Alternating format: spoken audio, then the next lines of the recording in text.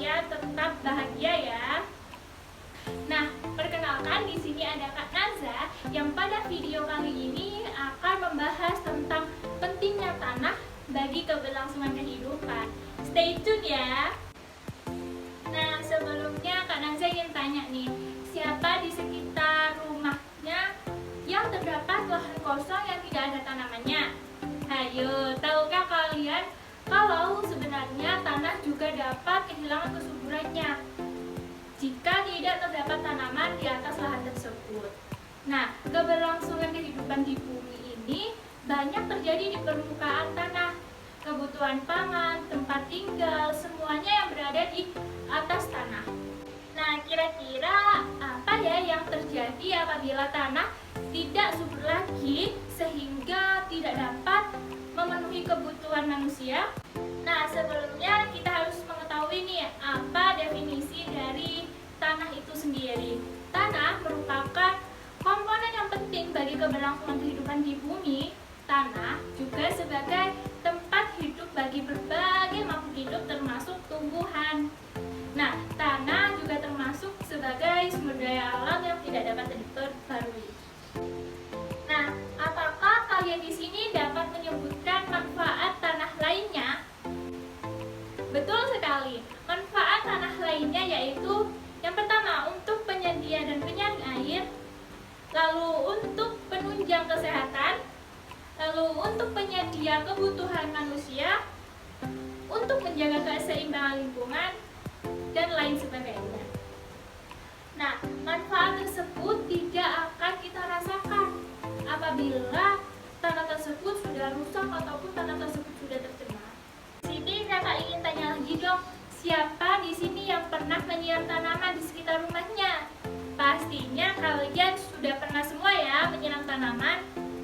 Pada saat kalian menyiram tanaman tersebut, biasanya terdapat partikel-partikel tanah yang terbawa oleh aliran air. Kira-kira ada yang tahu gak fenomena itu dinamakan dengan fenomena apa? Nah, betul sekali. Fenomena tersebut merupakan contoh dari kerusakan tanah yang disebabkan oleh erosi, namun masih dalam skala kecil. Sebelumnya, apa sih itu erosi? Erosi merupakan proses alamiah pengikisan lapisan tanah bagian atas yang disebabkan oleh air, angin, dan juga es yang wajar terjadi di permukaan bumi. Erosi juga dapat kita temukan di berbagai tempat, bahkan di lingkungan sekitar kita. Ada beberapa jenis erosi. Yang pertama, erosi abrasi yang disebabkan oleh gelombang laut. Yang kedua, erosi ablasi yang disebabkan oleh aliran air. Yang ketiga, erosi deflasi yang disebabkan oleh angin. Dan yang keempat adalah erosi eksalasi yang disebabkan oleh mencairnya es. Selain itu, dampak erosi sendiri yaitu dapat mengikis lapisan tanah bagian atas, yang mana lapisan tanah bagian atas merupakan lapisan tanah yang paling subur, dikarenakan lapisan tanah bagian atas merupakan lapisan tanah yang terbentuk dari pelapukan bahan-bahan organik. Nah, salah satu faktor dari fenomena tersebut yaitu adanya keberadaan vegetasi penutup lahan atau tanaman yang berada di atas tanah. Pengaruh vegetasi penutup lahan ini melalui fungsi melindungi permukaan tanah dari tumbukan air hujan, menahan partikel-partikel tanah pada tempatnya, dan juga memperhatikan kemantapan kapasitas tanah dalam daya serapnya. Setelah kalian mendengarkan penjelasan dari Kak Naza tadi, untuk membuktikan keberadaan vegetasi penutup lahan atau tanaman yang berada di atas tanah mampu melindungi permukaan tanah dari kerusakan alam, maka dari itu Kak Naza ingin mengajak kalian untuk melakukan sains eksperimen atau percobaan ilmiah mengenai pengaruh keberadaan tanaman terhadap terjadinya erosi. Menarik bukan? Yuk sama-sama kita lakukan percobaan itu. Nah, untuk melakukan percobaan pengaruh keberadaan tanaman terhadap terjadinya erosi ada beberapa alat dan bahan yang kita perlukan. Yang pertama, 3 buah botol plastik yang semuanya telah diisi. Untuk botol plastik pertama berisi dengan tanah, untuk botol plastik yang kedua berisi dengan tanah dan juga dedaunan kering atau serasa. Dan untuk botol plastik yang ketiga kita menggunakan tanah dan juga sudah ditanami dengan tumbuhan di atasnya. Selain itu kita memerlukan wadah penampung yang sebelumnya sudah kita buat dengan menggunakan tali. Selain itu juga ada air. Nah, langkah percobaan yang akan kita lakukan yang pertama yakni menyiapkan 3 botol plastik yang sebelumnya sudah dipotong sesuai dengan pola dengan isian yang berbeda-beda dan ditempatkan sejajar. Selanjutnya, Kak Naza akan memasangkan botol wadah penampung di setiap mulut botol plastik ini. Untuk yang pertama, ada botol plastik yang berisi dengan tanah. Selanjutnya, ada botol plastik kedua yang berisi tanah dan juga dedaunan kering atau serasa. Selanjutnya pada botol plastik ketiga yang berisi dengan tanah dan juga yang telah ditanami oleh tanaman. Selanjutnya langkah yang kedua yakni menuangkan air secara perlahan di setiap botol, dimulai dari botol pertama, botol kedua dan juga botol ketiga sampai airnya mengalir ke wadah penampung.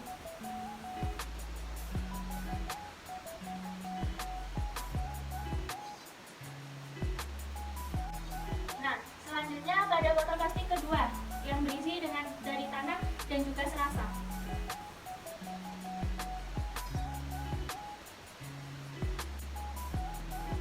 Selanjutnya pada botol plastik ketiga yang dengan tanah yang telah ditanami tanaman.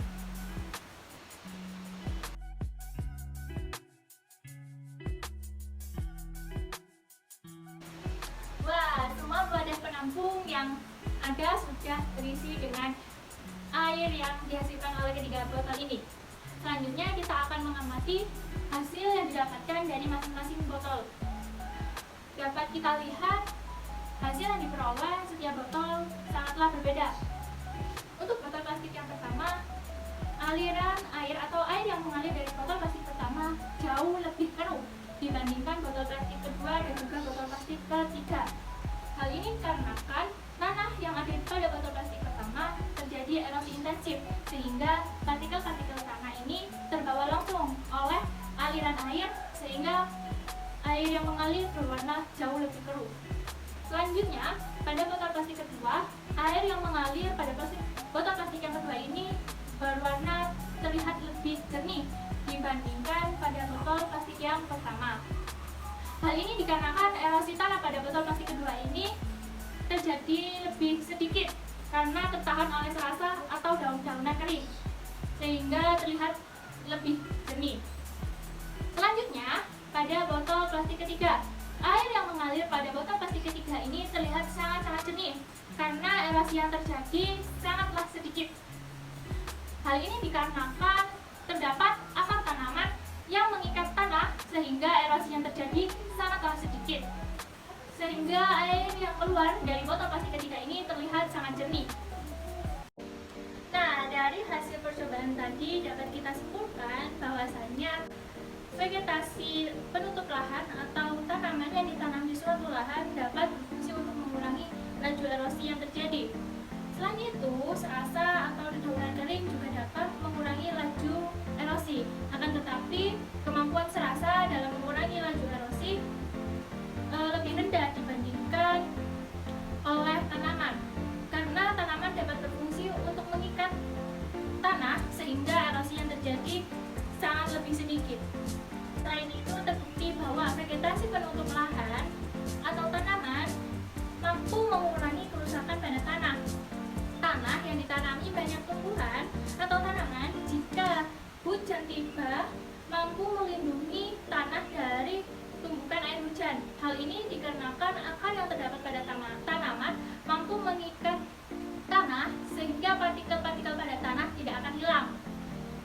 Selain itu, akar pada tanaman juga dapat menyimpan air hujan yang nantinya disimpan sebagai air tanah sehingga dapat mengurangi terjadinya bencana yang dapat menimbulkan kerusakan alam dan juga sumber dayanya. Pada saat tanah kehilangan partikel-partikelnya, maka juga kesuburan tanah juga akan hilang.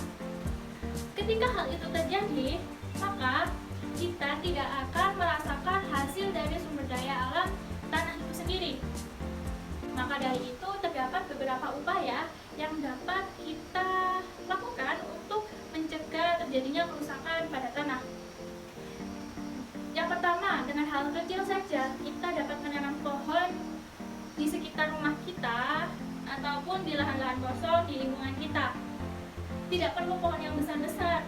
Nah, cukup pohon yang kecil seperti pohon pepaya, pohon mangga, ataupun pohon-pohon yang mudah untuk tumbuh di sekitar kita.